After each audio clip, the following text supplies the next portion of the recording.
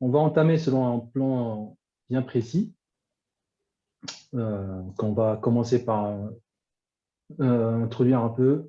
Donc, on va présenter un peu le contexte et les enjeux derrière la performance, pourquoi on veut vers la performance, focaliser sur ce sujet. Après, on va introduire les terminologies et donc entamer quelques définitions par rapport à donc la performance et donc présenter quelques métriques et mesures, les outils de mesure justement pour faire la performance donc, des pages web. Donc, on va après donc, entamer la partie pratique où on va parler de Lighthouse, de Chrome DevTools en général. Donc, à travers un petit étude de cas et pour vraiment s'initier à la performance, donc, parce que c'est un sujet très vaste. Donc aujourd'hui, c'est vraiment une initiation à la performance. Donc, on peut commencer du coup. Alors, déjà, je vais commencer par quelques statistiques. Déjà, savez-vous qu'il y a 40, plutôt 50% des utilisateurs s'attendent que le site ou une page se charge en moins de 2 secondes et que 40% des utilisateurs quittent la page si elle prend plus que 3 secondes pour se charger. Donc, selon une autre étude menée par Ericsson, donc, plus le temps de chargement est important d'une page, ça peut provoquer le même malaise qu'on reçoit lorsqu'on regarde un film d'horreur ou lorsqu'on est dans une file d'attente, lorsqu'on est en train d'attendre dans un marché. Donc, donc c'est très important quoi, d'avoir un site performant. Quoi. Donc, justement, ça, c'est pour les utilisateurs mobiles qui souffrent les plus, quoi, les plus. On a des gens qui ouvrent leur mobile à 80 fois par jour, moyennement, pour des sessions de 30 secondes qui sont assez courtes. Quoi. Donc, on voit que c'est un réflexe de regarder son téléphone toute la journée. Quoi. Donc, ça accompagne des utilisateurs mobiles qui ont rencontré des crashs ou des erreurs inattendues. Donc, sur le téléphone, quoi, on parle d'Internet mobile, hein, on ne parle pas des apps natives, Android ou iOS, quoi, on parle justement de l'Internet mobile. Et donc là, ça nous mène à réfléchir à vraiment à prioriser en fait donc le mobile et là, donc les devices mobiles pour avoir vraiment des sites performants au niveau mobile. Et donc ça va nous mener à bénéficier d'une bonne expérience côté mobile, mais pas que. Ça va donc mener aussi à avoir une bonne expérience côté desktop. Donc ça va de soi, quoi. Parce qu'on sait bien que les devices desktop sont plus performants, ils ont plus de CPU, de RAM, donc d'unités de calcul. Donc ça va vraiment, donc ça va de soi, quoi. Voilà. Donc d'une autre part, on parle bien aussi de l'aspect SEO, donc tout ce qui est indexation côté moteur de recherche.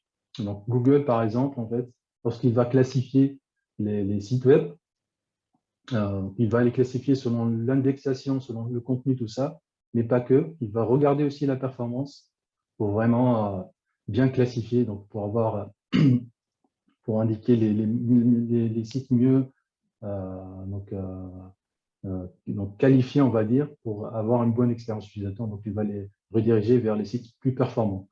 Donc, c'est un impact, ça a vraiment un impact sur le positionnement dans le site de recherche. Donc, si on a un site d'e-commerce qu'on propose le même produit, donc le site qui est plus performant va être plus performant, va être plus en avant quoi, donc, par rapport à un site moins performant. Donc, c'est vraiment un gage de qualité. Donc, pour résumer cette partie-là, donc l'enjeu, tout ça, si on va avoir un site performant, donc ça va améliorer l'expérience utilisateur, donc on aura plus d'utilisateurs plus soucieux donc, du contenu, donc il va être focalisé sur ton contenu, donc, parce qu'on sait bien si on est en train d'attendre quelque chose, notre cerveau va réfléchir à d'autres choses, donc il ne veut pas attendre, le cerveau il veut toujours, donc voilà, donc il faut avoir cet aspect-là. Donc aussi l'autre bénéfice c'est vraiment d'avoir un meilleur classement donc côté moteur de recherche, donc indexation tout ça. Voilà. Alors pour répondre à la performance, c'est quoi du coup? Donc, la première chose qui vient en tête, c'est en combien de temps je charge un site. C'est vrai, c'est la première chose qu'on doit mesurer, donc le temps de chargement du site. Mais pas que. Il faut regarder aussi l'interactivité. En combien de temps, parce que le site, lorsqu'il charge, on va voir ça en détail après, comment se charge le site. On va voir que aussi l'interactivité, ce n'est pas au moment lorsqu'on affiche le contenu, le site va devenir interactif. Donc, il y a une latence entre les deux. Donc, on devrait mesurer l'interactivité du site à partir du moment, de quel moment le site va devenir interactif. Troisièmement, c'est par rapport à la fluidité du contenu par rapport aux demandes d'utilisateurs lorsqu'on clique sur un bouton ou lorsqu'on scrolle ou lorsqu'on affiche un dialogue. Donc, c'est vraiment de mesurer cette partie-là. Si on va rassembler ça, en fait, ça va vraiment définir la performance du site. Ce n'est pas juste le temps de chargement d'un site. Et donc, pour cela, on aura besoin des métriques, d'outils de mesure pour vraiment mesurer donc, justement la performance du site. Et donc, en cours du temps, on peut justement voir si on rajoute du code ou si on rajoute des fonctionnalités, si ça a un impact sur la performance d'une page ou pas. Pardon. Voilà. Donc, voilà. Donc, pour cela, Google vient et entre en action, quoi, et nous propose une initiative qui s'appelle le Core Web Vitals. Donc, c'est quoi les Core Web Vitals? C'est une initiative donc, proposée par Google vraiment pour standardiser ce qu'on appelle donc la performance. Et donc, Google propose en fait, donc ils ont mené des recherches, donc ils ont analysé les feedbacks utilisateurs, tout ça, pour nous sortir 3 aspects principaux, ce qu'on appelle le Largest Contentful Paint, qui mesure donc le chargement, donc le temps de chargement. On va l'expliquer juste après. Donc, il devrait, ce que vous voulez, vous voyez ma souris normalement, et donc il ne devrait pas dépasser le 2,5 secondes. Donc, quel que soit le device, hein, c'est une norme pour tout. Hein. On a le First Input Delay qui mesure l'interactivité, justement, qu'on a parlé tout à l'heure. Donc, il ne doit pas dépasser les 100 millisecondes. Et le Cumulative Layout Sheet, ce qui mesure le visual stability, la stabilité visuelle de la page, qui devrait tendre vers 0 et qui n'a pas d'unité. Donc, c'est un résultat de calcul mené par les outils. Donc, on va l'expliquer juste après. Et justement, on va commencer par le Largest Contentful Paint. Donc, c'est quoi le Largest Contentful Paint? C'est tout simplement le contenu, il indique le temps plutôt du rendu du plus grand élément du contenu visible dans le viewport, qui est dans la section Above the Fold. Donc, on a 2 sections dans une page. La section Above the Fold, c'est la partie où l'utilisateur la voit la première. Donc, cette partie-là, elle est affichée sans scroller. Donc, il ne devrait pas scroller. Et donc, c'est la partie où l'utilisateur il est bloqué à ce niveau-là lorsque le site se charge. Il ne peut rien faire, donc il peut juste attendre que le site s'affiche. Et donc, cette partie-là s'appelle Above the Fold. Et le Below the Fold, c'est juste après qu'on va scroller. Donc, on a tout le site qui sera chargé, on peut scroller. Et donc, le Largest Contentful Paint, ça représente une image, un texte, donc un bloc donc de texte. Donc, ça va évoluer pour prendre en compte aussi les vidéos et les images. Voilà.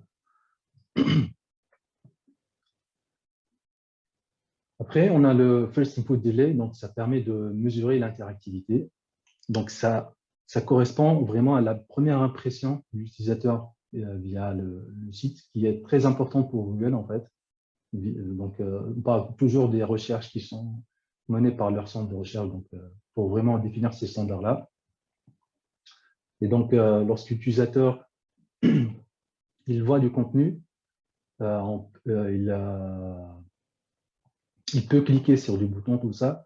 Donc, ça mesure vraiment à quel moment le site commence à traiter la demande utilisateur. Au moment où il a cliqué sur un bouton, par exemple, donc il permet de voir les feedbacks utilisateurs, le feedback du site par rapport à cette demande-là. Donc, c'est mesuré en millisecondes. Ça ne devrait pas dépasser plutôt les 100 millisecondes. Sinon, on devrait améliorer cette mesure-là, cette métrique-là. Voilà. On va terminer avec le cumulative layout shift. Et donc, je vais l'expliquer ça avec l'exemple, ça sera mieux, je pense, au lieu de voir comment c'est calculé, tout ça. Et donc là, il y a deux boutons. L'utilisateur veut changer d'avis, donc il ne veut plus sélectionner les ordres, donc sa commande, quoi, il veut faire un rollback. Mais tout d'un coup, il y a un bloc qui va apparaître, qui va pousser le bloc des boutons. Et donc, par accident, il va cliquer sur le bouton yes au lieu du non. Donc, ça va mener une frustration de l'utilisateur et qui n'est pas, en fait, c'est un bloc qui apparaît nulle part de manière asynchrone, on va dire. Donc, il vient d'une part, quoi. Et donc, ce comportement-là, c'est pas apprécié par les utilisateurs. Et donc, justement, il y a une norme pour mesurer l'instabilité visuelle de la page.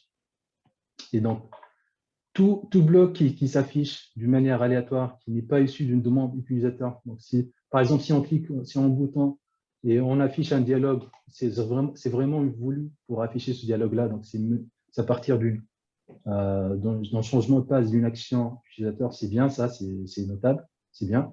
Mais si c'est un bloc qui s'affiche d'une manière aléatoire, qui n'est pas attendu, ça, pour Google, c'est un layout shift. Voilà, c'est un layout shift. Et donc, il faut le redire. Je pense que ça nous est tous déjà arrivé, hein, Eddy, Ouais, non, c'est normalement, tout le monde. Et bim, tu cliques Ouais, sur le mauvais truc et c'est chiant, c'est trop tard. ouais, c'est vrai, c'est toujours comme ça. C'est des sites qui ne sont pas très fiables, quoi, on va dire, qui affichent du contenu comme ça. Donc, voilà. Coup de redirige, ou voilà, pas mal de choses qui sont, voilà, on a, comment dire, qu'on a vu, quoi. Voilà. Donc, si vous avez des questions, n'hésitez pas, je ne sais pas si c'est clair pour vous déjà, et si vous avez des questions, n'hésitez pas à m'interpeller. C'est clair. Voilà. Donc, juste une petite nuance là, en fait, de tout ce que j'ai évoqué là, donc le cumulative layout shift, le largest contentful paint et le first input delay sont des données, ce qu'on appelle des feed data. Les feed data qui sont des données recueillies à partir des vrais utilisateurs. Donc, où, dès que le site il est mis en prod, donc il est indexé dans Google par exemple, qu'un utilisateur peut le trouver donc, sur Internet, on peut commencer à recueillir les données utilisateurs. Et donc, c'est des données qui sont issues des vraies utilisations. C'est vraiment des statistiques. Donc, ce sont des données plus fiables quoi, par rapport à ce qu'on appelle les lab data, donc des données laboratoires, qui sont des données qui sont issues d'une simulation de device, soit des mobiles, soit des desktops, soit voilà. Donc, c'est où on va simuler une connexion Internet, une position géographique au CPU, quoi, etc. Donc, ça, c'est le lab data. On va parler juste après ce qu'on retrouve par exemple dans Lighthouse. Mais par exemple, les field data, on peut utiliser un outil qui s'appelle Chrome User Experience Report. C'est un outil qui fait du Real User Monitoring, donc ce que je viens de dire. Donc, c'est tout simplement des recueils de données utilisateurs et pour vraiment donc, agréger tout ça et calculer tout ça dans un dashboard, tout ça. Voilà. Je ne vais pas parler notamment je vais pas parler de cet outil-là parce qu'on va déborder sinon, mais c'est un outil qu'on peut présenter dans une autre c'est dans un séminaire, voilà. Donc, une fois on a parlé du feed data, là on peut entamer ce qu'on appelle le lab data, donc avec Lighthouse. Donc ça c'est un peu de spoil là, justement. Ça ce qu'on peut voir avec l'outil Lighthouse. Mais avant d'entamer la partie Lighthouse, je vais parler un peu de ce que présente Lighthouse comme donc, métrique. Donc, ces données ne sont pas standardisées on va dire par rapport aux métriques que je viens d'évoquer. Donc, on peut trouver d'autres outils. Je pense par exemple à Delboost, qui fait la même chose que par exemple Lighthouse, mais il présente d'autres métriques, je pense. Donc, voilà. Mais là, je vais rester là sur Lighthouse, justement. Donc, nous, on va parler du Speed Index, c'est un outil très important pour vraiment mesurer notre performance. Et aussi, on va parler du Time to Interactive, qui est très important aussi. Voilà. Et après, on va voir un peu Lighthouse ce que fait, donc entamer un peu de pratique. Alors, c'est quoi le Speed Index? Donc, le Speed Index, il permet de retranscrire la vitesse moyenne d'affichage d'une page web. Donc, ça veut dire quoi? Donc, c'est tout simplement, on va voir comment, c'est quoi la progression, comment on affiche une page web. C'est pas en détail, quoi, vraiment en détail. On va juste voir juste après comment c'est calculé. Et donc, il dépend du viewport. Donc, il faut mesurer sur plusieurs devices, sur plusieurs types de devices. Pour ça, on ne retrouve pas, par exemple, dans Field Data. Et donc, il faut voir. Et donc, par exemple, dans cet exemple-là, excusez-moi, dans cet exemple-là, on a deux types de devices, donc deux types de viewport, taille de viewport, taille d'écran, et on a deux scores différents, si vous voyez. Et donc, ça a vraiment un impact, le viewport, il a vraiment un impact. Et pourquoi il a un impact, justement? On va juste parler de ça. Parce qu'il va, l'outil, il va faire quoi? Comment dire? Il va prendre une vidéo, donc il va enregistrer une vidéo, et à partir de cette vidéo-là, il va prendre des screenshots durant le temps, et de ces screenshots-là, en fait, il va mesurer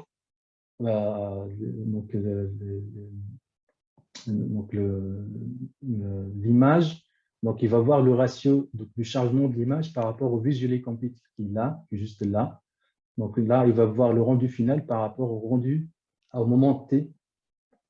Donc en pourcentage, il va calculer le pourcentage, il va tracer ce graphe-là. Donc ce graphe-là, voilà.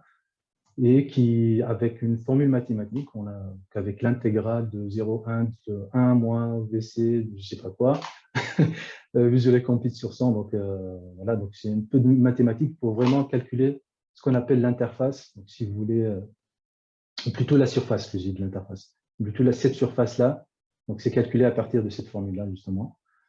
Et donc, pour donner un exemple, tout simplement, je vais vous donner deux exemples pour vraiment bien comprendre ce speed index-là. Premier exemple, si on a un site qui se charge, par exemple, en 3 secondes, en 3 secondes. Donc, la première seconde, on va afficher du 1 à 2 secondes, on va afficher, par exemple, 10%. Vous voyez? Et donc, deuxième seconde, on va afficher 30%. Et la troisième seconde, on va afficher le 100%. Ça, c'est une progression. Excusez-moi. Et donc, ça, c'est une progression. Donc, on affiche 10, 30 et 100% donc, chaque seconde. Mais deuxième exemple, par exemple, dans le deuxième exemple, on a un affichage de 0% et on passe à 3 secondes à 100%. Et du 0 à 3 secondes, on a une page blanche. Donc ça, c'est une autre progression, un autre type de progression. Et donc tout ça, ça a vraiment un impact sur l'utilisateur. Donc le premier exemple, c'est mieux parce qu'on affiche du contenu. Donc pour l'utilisateur, il y a des boutons, il y a des images, tout ça. Donc il peut voir ce qui se passe. Mais dans le deuxième exemple, on n'a rien jusqu'à 3 secondes. On a tout à l'heure évoqué 3 secondes. L'utilisateur commence à s'ennuyer, il va partir, forcément, parce qu'il ne voit rien. Donc, ça vraiment permet d'évaluer l'expérience utilisateur en termes de vitesse. Et donc, ça a vraiment un impact sur la vitesse et la vitesse perçue du chargement de ta page, quoi. Donc, c'est un outil très important donc, à prendre en compte comme mesure, quoi. Voilà. Je ne sais pas si c'est clair comme explication ou si vous avez des questions avant de passer à d'autres choses. Bah, si ma page elle met 10 secondes à se charger entièrement progressivement, ça aura quand même un bon speed index. Bonne question, mais 10 secondes, c'est déjà trop. Mais s'il y a du contenu, en fait, s'il y a du contenu et l'utilisateur peut interagir, oui, pourquoi pas. Oui, pourquoi pas. Mais je pense que le speed index, comme ça, il sera impacté parce qu'il euh, il attend que le site soit en visually complete. Ouais, Tu vois? ok. Donc c'est vraiment, il sera impacté par les 10 secondes, quoi. C'est trop, c'est déjà trop, 10 secondes. Oui, mais voilà. D'accord.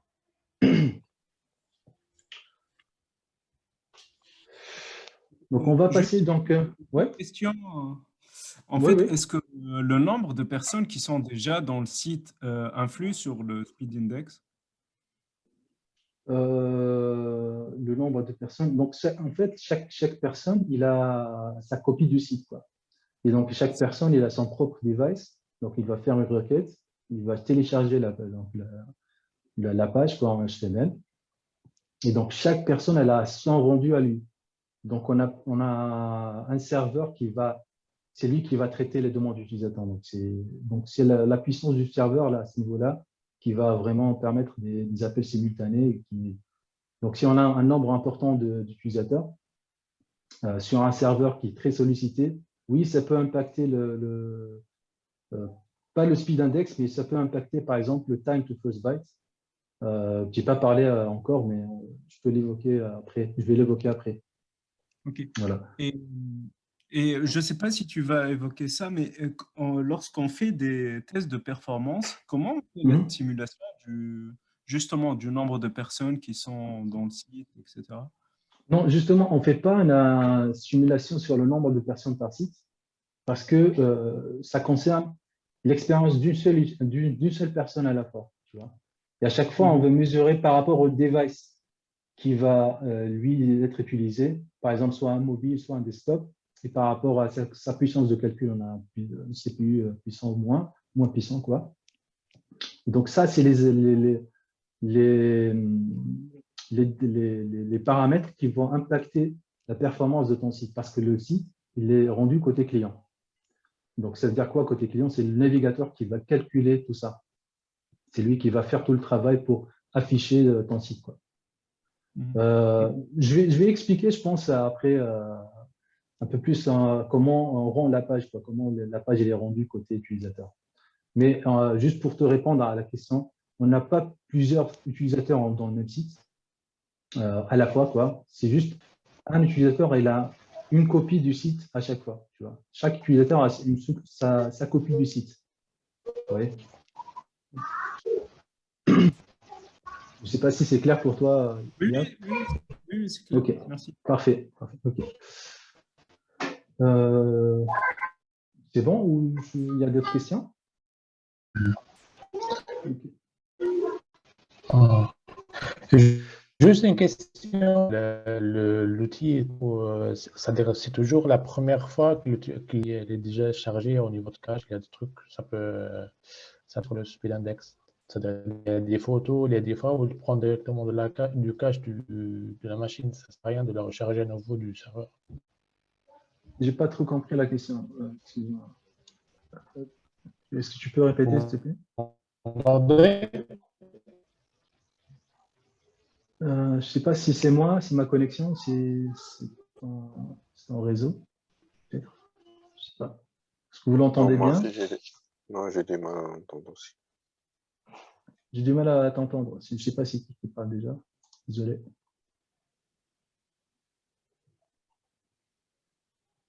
Qui parle déjà? On l'a perdu, hein. Tu peux continuer, Eddy. Ok, parfait. Ok. Bon, après, on peut revenir sur la question. Voilà, ok. Alors, maintenant, on va passer au time to interactive. Donc, le time to interactive permet de mesurer voilà, l'interactivité de ton site. Mais donc ça, on va comprendre comment c'est mesuré donc en plus de détails. C'est très intéressant comme exemple aussi. Donc, c'est mesuré à partir de qu'on voit du contenu, que l'utilisateur regarde. Donc, il y a du contenu affiché. Donc, à partir de qu'on a le First Contentful Paint, on commence à mesurer le time to interactive. Et donc, c'est quoi? Je vais utiliser cet exemple-là pour vraiment que vous compreniez mieux le time to interactive, comment c'est calculé. Donc, tout d'abord, donc, le navigateur, il est composé de deux choses. La partie, bon, deux grandes composantes, mais il y a d'autres choses, bien sûr, qui sont pas grandes, mais on va juste se focaliser sur ces deux parties-là, importantes, quoi. Il y a la partie network, où cette partie-là, on va être sollicité pour faire des appels réseau. Et la deuxième partie, c'est le main thread qui va exécuter du JavaScript, qui va exécuter du JS. Voilà. Et donc, l'utilisateur, excusez-moi, je veux dire, le navigateur, lorsqu'il sera bloqué dans deux cas.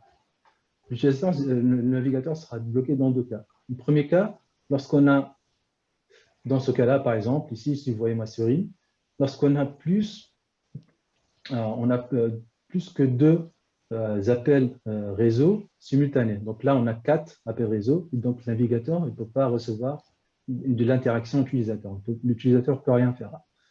Et deuxième cas, lorsque le main thread, il est en train d'exécuter une tâche qui s'appelle long task, une tâche longue en français, donc qui dure plus que 50 millisecondes. Donc le navigateur, il est vraiment bloqué là, il ne peut rien faire. Donc dans ces deux cas-là, en fait, le navigateur ne peut pas traiter les demandes d'utilisateur, il est vraiment bloqué. Donc sûrement, vous avez vécu ça dans un site où vous voyez du contenu, vous voyez un bouton, mais il ne peut rien faire parce que le site il est très lent à charger, il est en train de faire d'autres choses. Et donc c'est là, ça veut dire qu'il est en train il a une longue tâche qui est en train d'être exécutée, soit il y a des appels réseau qui sont en train d'être exécutés. Et donc, comment on va du coup détecter que le site il est interactif, il devient interactif côté navigateur? Donc, c'est au moment où on a ce qu'on appelle le 5 seconds network quiet window. C'est une fenêtre où on a 5 secondes où le navigateur n'a pratiquement rien, il n'a rien à faire. Ce qu'on appelle idle, c'est son statut idle. Ça veut dire quoi? Il a deux appels au moins réseau, au moins, et justement des tâches courtes, donc des tasks shorter than 50 milliseconds, donc il y a moins de 50 millisecondes. Donc le navigateur peut recevoir des demandes d'utilisateurs, donc soit un clic-bouton, soit un scroll, soit n'importe quoi. Voilà. Et donc, à ce moment-là, on va mesurer l'interactivité du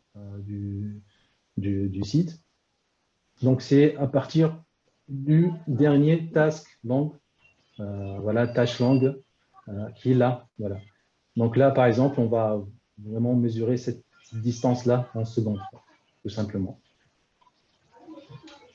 Voilà, normalement, j'espère que c'est clair pour vous.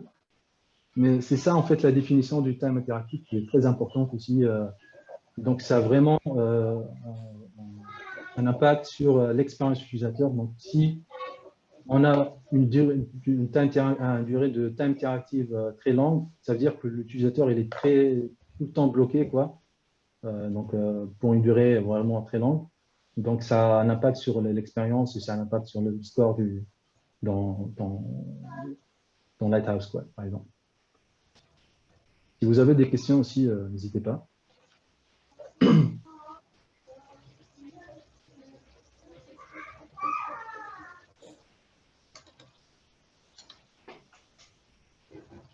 C'est bon?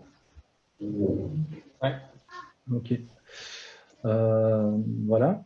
Donc, il y a juste une autre chose, une autre métrique aussi que je voulais juste évoquer puisqu'on est là. Il y a ce qu'on appelle le time le total time blocking. Elle est juste là dans Lighthouse. Je vais juste revenir vite fait. Le total blocking time, qui est une mesure très importante aussi, qui est juste tout simplement le temps total des tâches longues. Quand l'utilisateur il est resté ou le même thread il était sollicité en tâches longues. Donc c'est très important de mesurer ça et ça a un impact aussi sur c'est vraiment lié directement à ton code JS que tu déploies. Ça veut dire que ton code JS il est moins performant, il n'est pas très performant parce qu'il sollicite beaucoup le navigateur. Et donc cette mesure-là, il faut bien la suivre aussi pour la suite. Voilà.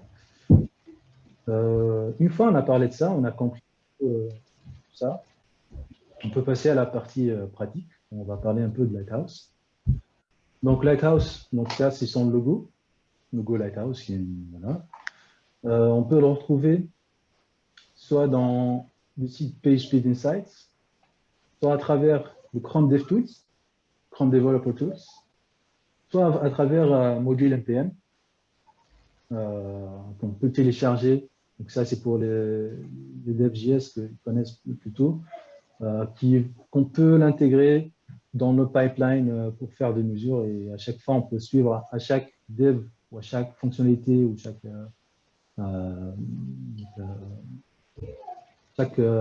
fonctionnalité qu'on a rajoutée, on va mesurer si c'est un impact sur la performance de la page. Donc, c'est une utilisation plutôt avancée dans une pipeline, donc c'est très intéressant. Ce sera intéressant d'utiliser comme ça. Je pense que ce n'est pas toutes les équipes qui font ça. Donc, je ne sais pas. Bref. Voilà. Donc, ça, c'est à quoi ressemble Lighthouse. Donc, lorsqu'on va ouvrir le Chrome DevTools, avec F12, lorsqu'on est sur une page, n'importe quelle page, on peut ouvrir Lighthouse. Vous pouvez lancer de chez vous l'audit tranquillement et voir si la page est performante ou pas. Et donc, Lighthouse, il faut juste reconnaître que Lighthouse il permet de mesurer la performance, mais pas que la performance, il mesure d'autres choses, notamment sur l'accessibilité, sur l'indexation de contenu, les bonnes pratiques, tout ça, donc HTML. Ça, c'est des normes liées à HTML, c'est tout ça. Et il permet aussi de modifier le type de device que tu vas faire la simulation. Soit un mobile avec une connexion 4G ou parfois 3G, donc tu peux simuler avec n'importe quel type de device, ou dans un desktop. Donc, moi, je voulais entamer cette partie pratique sur le site de Xteam, mais le site de Xteam, depuis hier, ou je ne sais pas depuis quand, n'est pas là. Ah bon? Il n'existe pas, ouais. Il est en site web indisponible, quoi. Donc, voilà. Donc, malheureusement, je voulais faire ça sur le site d'Xteam. Mais c'est pas grave, on peut le faire sur un autre site. Hein. On peut le faire sur Amazon, par exemple. On peut le lancer sur Amazon. C'est bizarre, ouais, ok. Ouais. C'est pas grave. Et donc, ce qu'on peut faire là, on peut cliquer droite et on peut inspecter comme ça. Et on peut voir. Vous voyez bien mon écran, hein? Oui, oui. Ok, oui. très bien. Voilà. Et là, on peut voir Lighthouse là. Il est juste là. Je vais juste sortir comme ça justement pour que vous verrez bien de quoi il s'agit. Donc là, c'est ce que j'ai présenté tout à l'heure. Donc pour la démo, en fait, on ne va pas se focaliser sur les autres paramètres. On va juste se focaliser sur la performance. Un device mobile. Parce qu'on a parlé de mobile justement et l'expérience mobile est très importante. Et on va juste cliquer sur le bouton Generate Report. Et on va voir ce que ça donne, tout simplement. On attend qu'il se charge. Moi, je préfère faire cet audit-là en fait avec le site PageSpeed Insights.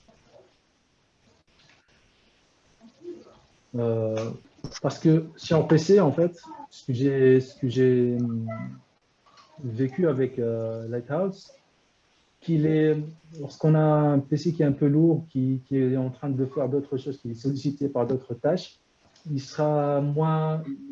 score sera moins fiable, en fait, on va dire, parce que lorsque l'ordinateur il est vraiment très sollicité, tout l'ordi est très sollicité, on a beaucoup de tâches en même temps, il sera moins performant même en chargement d'une page, quoi. Donc, je pense, on va voir ce que ça donne avec ça déjà, avec le DevTools, mais de mieux, en fait, d'utiliser le PHP Insights où on va taper le site comme ça et faire l'analyse, quoi. Et en plus de ça, on pourrait voir d'autres métriques qui sont intéressantes, notamment ce que j'ai évoqué au premier, sur le Core Web Vitals, le FID, et le LCP et le CLS. C'est des outils payants ou Non, non, c'est gratuit. Là, j'ai tapé l'URL devant vous, hein, c'est vraiment gratuit. Ouais, C'est vraiment accessible à tout le monde, quoi. Même Chrome DevTools, là, c'est vraiment gratuit. Donc là, vous voyez que le score, il est très, très élevé et qui ne reflète pas vraiment, reflète pas vraiment reflète pas vraiment très, très haut le score, en fait. Le speed index qu'on 18 là, le time c'est très, très gros, quoi.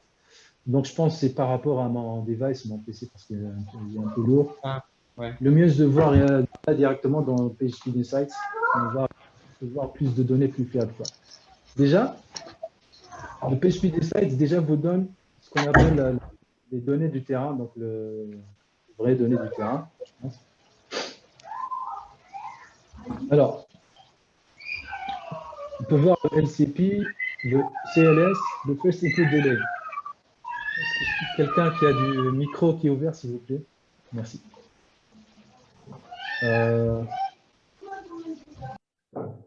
Voilà. Donc, comment on va aborder ça? Donc, déjà, Amazon sur mobile est très bien, hein, franchement. Il y a des très bons scores là. Donc, par exemple, le LCP, on a dit tout à l'heure qu'il ne doit pas dépasser les 2,5 secondes. Il est à moins de 2,5 secondes, il est 1,6 secondes. Rappelons que le LCP, c'est le contenu, le plus grand contenu qu'on affiche pour l'utilisateur il prend combien de temps à être affiché? Donc, il prend 1,6 secondes. C'est très, très bien, en fait. Qui est en green, donc il a passé le score, quoi. Il y a le first input delay qui ne doit pas dépasser les 100 millisecondes. Déjà, il est nettement inférieur à 100 millisecondes, en 39 millisecondes. Très bien. Cumulative layout shift, il y a 0. Et donc, aussi qui est très très bien, en fait, c'est parfait, quoi, parce que c'est maximum c'est 0,1 normalement, ne pas dépasser. Voilà.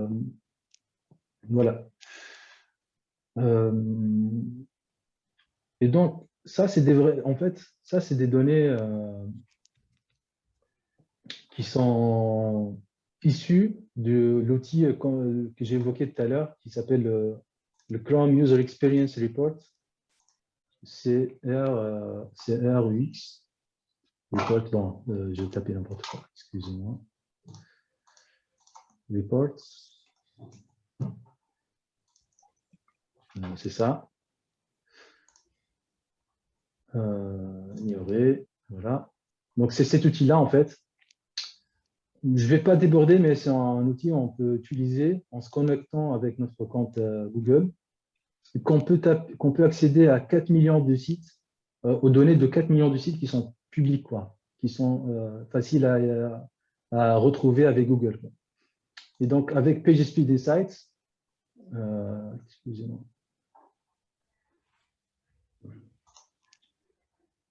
Avec PageSpeed Insights, il les donne directement, donc comme ça, en fait, il les récupère directement avec PageSpeed Insights.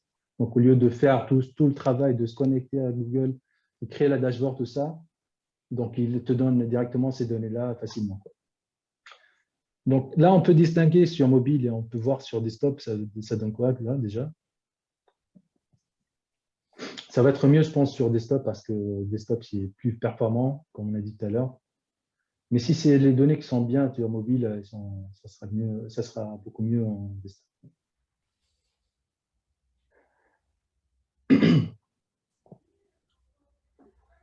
On ne va pas s'attarder trop là-dessus, mais je vais présenter ce que Google, donc Lighthouse permet de faire. Hein. Bon, là, il prend un peu de temps. Déjà, après 3 secondes, je commence à stresser. Là, je vais partir. Voilà. Voilà. Ça, c'est une vraie expérience utilisateur. Bon. Ce qui est important là, en fait, voilà. Ça, c'est ce rapport Lighthouse qui ressemble vraiment, c'est exactement le même. Hein. Quand on reçoit avec Chrome DevTools, on peut voir bien. C'est similaire, c'est très similaire, quoi. Là, ce qu'on peut voir, le score déjà qui est calculé.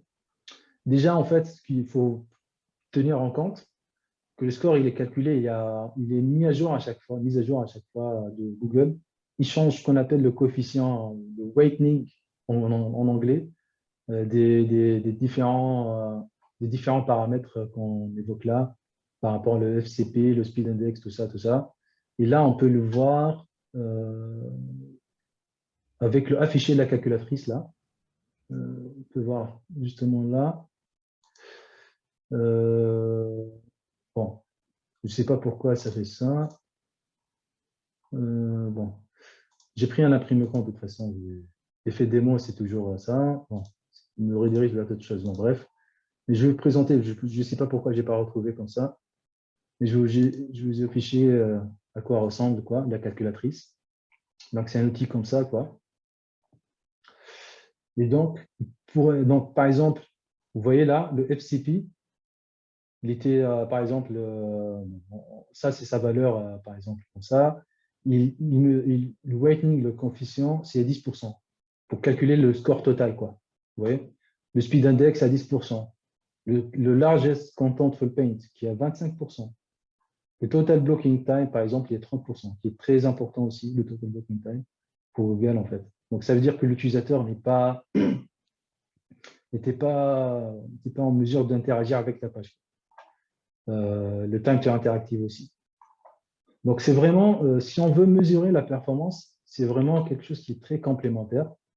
Donc, ces mesures-là sont très complémentaires. Il ne faut pas voir qu'une mesure et se focaliser sur une mesure et ne pas regarder d'autres mesures, d'autres métriques plutôt, désolé. Voilà. Donc là, en fait, voilà, on peut voir donc déjà ce qu'on a évoqué. Là, on peut voir en fait comment la page a été affichée, quoi. Donc, vraiment le rendu progressif de la page au fil du temps jusqu'au visually complete, quoi, qui est là. Voilà. Voilà. Et ce qui est très intéressant avec Lighthouse, il te donne des opportunités et des diagnostics, en fait. Des opportunités, donc c'est vraiment des opportunités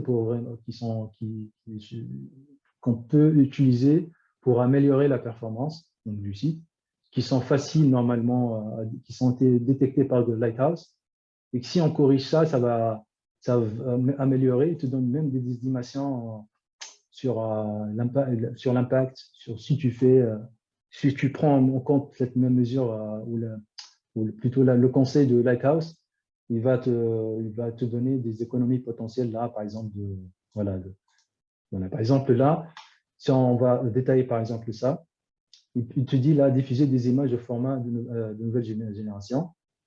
Par exemple, là, Amazon, ils sont en train d'utiliser des formats en JPEG qui deviennent de plus en plus obsolètes.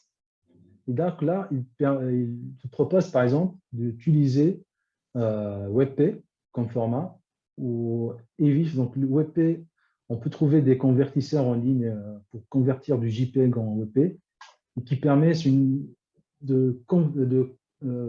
un autre modèle d'encodage d'une image qui est pris en compte par les navigateurs, donc il est supporté par le navigateur. En plus de ça, il est mieux efficace en termes de compression par rapport au JPEG. Par rapport au JPEG, il est mieux, moins. Donc voilà. Je pense qu'il y a 30% de différence en termes de compression. Donc c'est déjà très énorme, quoi. Donc voilà. Si on veut voir d'autres métriques, d'autres opportunités, par exemple, on parle là du code JS qui n'est pas utilisé. Voilà. Donc, il y a, par exemple, il te montre le coverage du code qui n'est pas utilisé. Donc, on peut voir juste là déjà.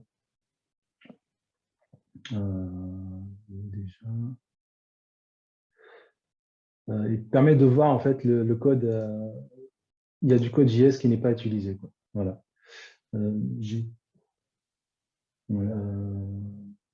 Excusez-moi. Voilà. Bon. Bon, j'ai pas trouvé le lien. Ça mène en fait vers le coverage.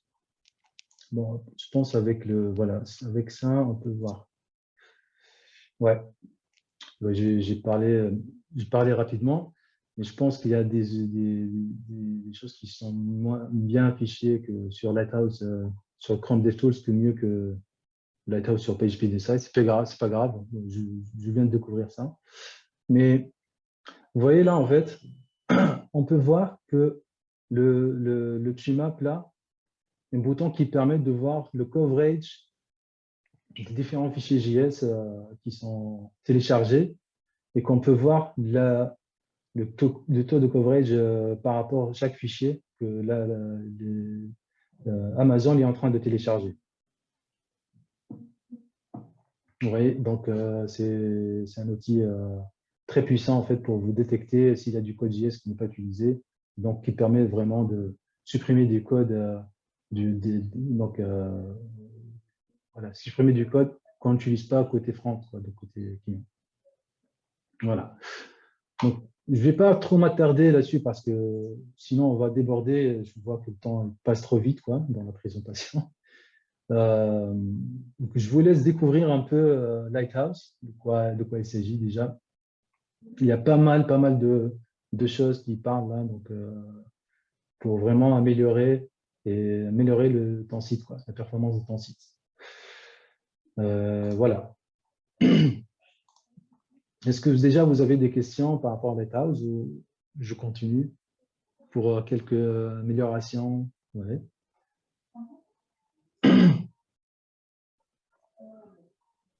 C'est assez clair. J'ai pas entendu.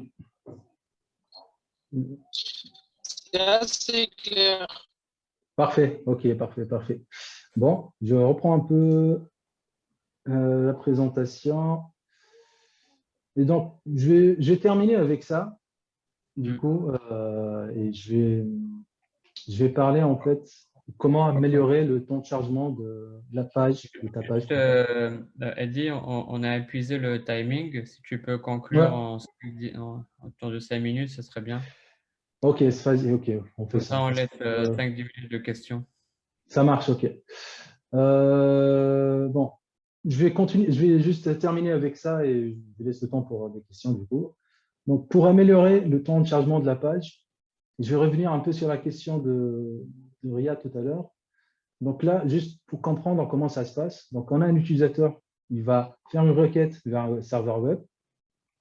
Et donc, le serveur web qui va traiter la demande, donc il va prendre du temps à traiter la demande, il va répondre après avec une page HTML qui contient donc des liens, tout ça.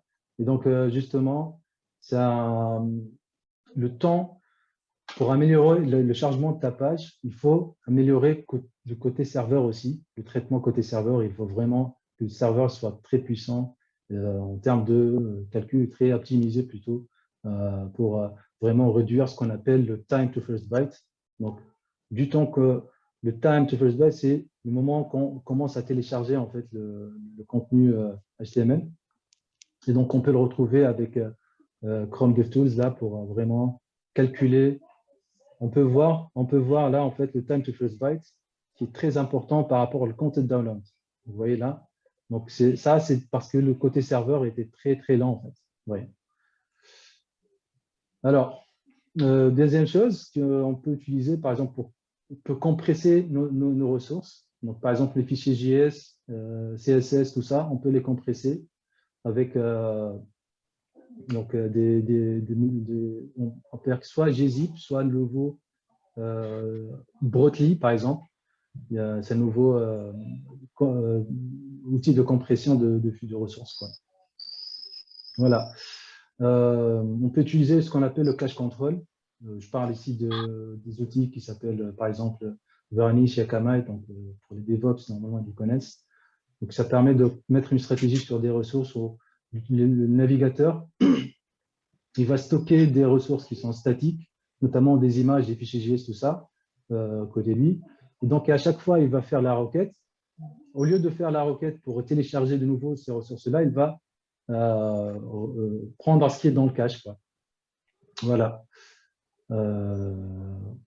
Utiliser aussi ce qu'on appelle le HTTP2, le protocole HTTP2 au lieu de HTTP1, parce que le HTTP1, il est très limité, il est très ancien. Là, je ne vais pas parler trop de détails, mais il y a ce qu'on appelle une limitation qui s'appelle le head of line blocking. Donc, le navigateur ne peut pas, lancer plus de 6 requêtes simultanées en même temps. Donc, HTTP2 permet d'améliorer ce nombre de requêtes simultanées. Donc, on peut améliorer ça. Et donc, autre chose qui est très intéressante, donc ça, c'est côté client, ce qu'on appelle éliminer le render blocking resources. Et donc, ça, comment ça se passe? Du coup, du moment où on reçoit, le navigateur reçoit du HTML, donc un bloc HTML, le navigateur commence à parser donc, ce document-là. Et donc, le HTML il va être parsé. Et donc, du moment où on trouve une balise script, par exemple, donc ce balise script, c'est un script JS qui est côté serveur. Donc, on va faire une requête. Donc, du moment où on trouve une balise script, le navigateur, il va se bloquer à ce niveau-là. Il ne va pas continuer à parser le bloc HTML parce qu'il sera en train de charger la ressource JS parce que c'est très important pour la suite, pour que le document marche. Donc il aura besoin du script JS, quoi. Et donc, il faut qu'on élimine le maximum de nombre ce qu'on appelle le blocking resources, notamment les scripts JS. Voilà. Et je termine avec ça parce que sinon on va déborder. Du coup, je voulais parler d'autre chose, mais je vais laisser ça pour une deuxième partie. Là, on va parler vraiment, si je vous donne un prégoût, on va parler de la fluidité d'animation côté utilisateur et côté client. Donc, au moment qu'on clique sur un bouton, on va parler du framerate, voilà, la fluidité du traitement côté HTML, quoi, côté client. Et voilà. Merci beaucoup. Hein.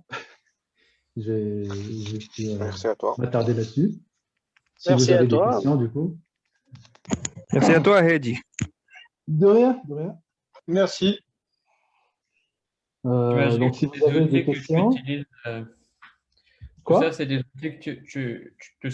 outils que tu utilises au quotidien, j'imagine. Ouais, justement. Ouais, bon. C'est ce que je viens de dire là, en fait, c'est des choses qu'on utilise au quotidien, justement. C'est des outils qu'on met en place. Il y a des outils qui sont faits pour ça. Donc, je n'ai pas évoqué les outils, mais il y a des outils, je parle de Webpack, par exemple, côté JS, qui permet de compresser et permet de faire pas mal de choses, quoi. Voilà. Donc, si je parle de HTTP2, ça, c'est vraiment côté exploit, où ils vont mettre en place le protocole HTTP2 au lieu de HTTP1. Le time to verse byte, par exemple, côté backend, pour les gens, par exemple, qui font de la base, ils vont améliorer leur base de données, donc les requêtes, le temps de requête, tout ça. Donc, ça, c'est côté backend. C'est des choses qu'on utilise au quotidien. C'est l'optimisation qu'on fait au quotidien, c'est ça, ouais. Ok. Ça marche. Ben, merci beaucoup, c'était très clair et très riche. Donc, bravo pour ta presse. J'espère qu'on fera la suite, la saison 2 en présentiel prochainement. Oui, prochainement, pourquoi pas. Ça marche. Pas de J'avais, questions? Ouais. si j'avais moi une question, est-ce que tu utilises d'autres outils à part Google PageSpeed justement pour mesurer la performance des applications et notamment dans la partie SEO, par exemple tout ce qui a trait aux pages rank, etc. Tu utilises quoi comme outil à Bon, part, pour le à part Google SEO, PageSpeed? pour tout ce qui est SEO, j'ai pas de, c'est pas mon domaine en fait de prédilection, on va dire. Mais D'accord. je peux évoquer par exemple un outil. Bon, je parle pas de SEO, mais je parle de performance. Je reste toujours sur la performance. Un outil qui est très très intéressant, qui s'appelle Web Page Test. C'est un outil qui va au-delà de ce que fait Lighthouse. Ça veut dire, on peut faire ce qu'on on va vite faire, enfin, quoi, pour ne pas. On va voir ce qui. Toujours. Voilà. On peut en fait utiliser le Web Page Test pour vraiment faire un truc qui ressemble un peu plus à Lighthouse, mais pas que. On peut créer ce qu'on appelle du scripting, où on peut lancer des requêtes dans la. C'est pas des requêtes HTTP, mais des requêtes, je veux dire, simuler le comportement utilisateur par rapport à la page. Donc, il va cliquer sur un bouton, il va afficher un dialogue, il va scroller, il va faire des choses, tu vois. Et à chaque fois, l'outil va, à chaque moment où tu fais cette action, il va mesurer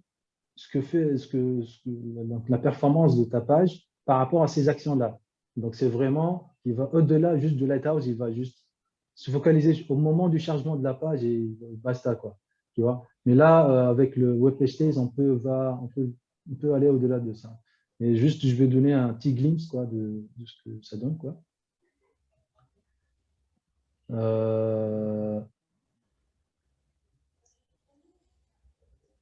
Voilà. Ça prend quelques secondes donc pour mesurer tout ça. Mais il y a c'est un outil très, très puissant en fait et très intéressant. Et je pense pour la réalité, pour ce qu'on veut faire, on peut utiliser cet outil en complémentaire avec Lighthouse parce qu'il est beaucoup plus détaillé que Lighthouse. Quoi. Lighthouse, il te donne des opportunités, des diagnostics, tout ça, mais avec cet outil-là, il est très intéressant. Quoi. Donc voilà, donc c'est un outil que je ne voulais pas parler au début, mais après, bon, si tu as évoqué un autre outil, donc je voulais parler de ça. Du coup. Donc il fait la même chose, il récupère des données du Chrome User Experience, donc il fait ce qu'on appelle le Real User Monitoring. Donc il ramène les mêmes statistiques, voilà. Mais après, il a ce qu'on appelle le waterfall, là, il te montre en détail comment le site il est chargé, il te montre les appels réseau, en combien de temps on a fait du wait, on a fait du DNS lookup. Bon, c'est très technique là, en fait, on va en faire un peu de technique, mais c'est pas grave. On peut voir le connect, le SSL, donc le SSL negotiation, ça prend un peu de temps, le content download, tout ça. Après, il va te montrer avec ces barres-là, par exemple, ça, c'est le visually complete, tu vois. Donc, c'est vraiment très, très détaillé. Il te montre chaque requête. Par exemple, si je clique là, il te montre la requête, il te dit c'est quoi son statut, par exemple, blocking ou non blocking. Ça, c'est une requête blocking. Donc, ça va bloquer l'image. Ça va bloquer plutôt la page HTML, donc ne pas être rendu. Il te montre même l'objet en lui-même. Donc, vraiment, c'est très, très riche comme outil. Donc, je n'ai pas présenté aussi la partie scripting, là, mais je peux faire ça, une présentation juste pour ça, je pense. Donc, c'est vraiment très détaillé. Est-ce qu'il y a d'autres questions? Ok, parfait, merci.